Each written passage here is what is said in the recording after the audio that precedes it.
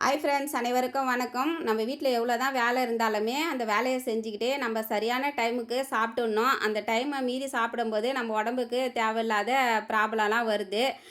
நான் எல்லா வேலையும் முடிச்சுட்டு தான் சாப்பிடுவேன். நடுவில் சாப்பிட்டாக்கா எனக்கு வேலை செய்ய முடியாது அப்படின்னு மைண்டில் ஃபிக்ஸ் பண்ணி வச்சுருந்தேன். அதனால் நிறையா உடம்புல ப்ராப்ளம் வருது. இனி அப்படி இருக்கக்கூடாது. நம்ம எவ்வளோ வேலை செஞ்சாலுமே சாப்பிட வேண்டிய டைமில் சாப்பிட்டுடணும் அப்படின்னு இன்றைக்கி வேலை செஞ்சுருக்கும்போதே மார்னிங்க்கு பிரேக்ஃபாஸ்ட்டுக்கு தேவையானதெல்லாம் நட்ஸு, ஃப்ரூட்ஸு, வெஜிடபிள்ஸ்னு எல்லாத்தையும் ரெடி பண்ணிட்டேன். இன்றைக்கி தான் ஃபஸ்ட்டு இன்னிலேருந்து நான் மார்னிங்க்கு இந்த மாதிரி ஹெல்த்தியான ஃபுட்டு எடுத்துக்கலான்னு ரெடி பண்ணி வச்சுருக்கிறேன். நான் எந்த மாதிரியான ஃபுட்டெல்லாம் எடுத்துக்கிறேன் அப்படின்னா, ஒரு கப்பு நிறையா மாதுளம்பழம் ஜூஸ் எடுத்துக்கினேன். ஒரு கப்பில் அந்த பைத்தம்பருப்பை வேக வச்சு எடுத்துக்கினேன். ஒரு பெரிய கேரட்டில் பாதி கேரட்டை ரவுண்டாக அரிஞ்சு எடுத்துக்கினேன்.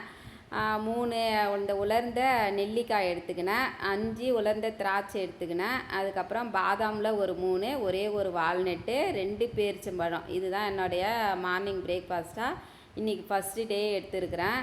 இதில் எல்லாத்தையும் சாப்பிட்டுட்டு லாஸ்ட்டில் அந்த மாதுளம்பழம் ஜூஸை குடிக்கும்போது குடிக்கவே முடியல. 11 மணிக்கா குடிக்கலான்னு பாதியே எடுத்து வச்சுட்டேன்.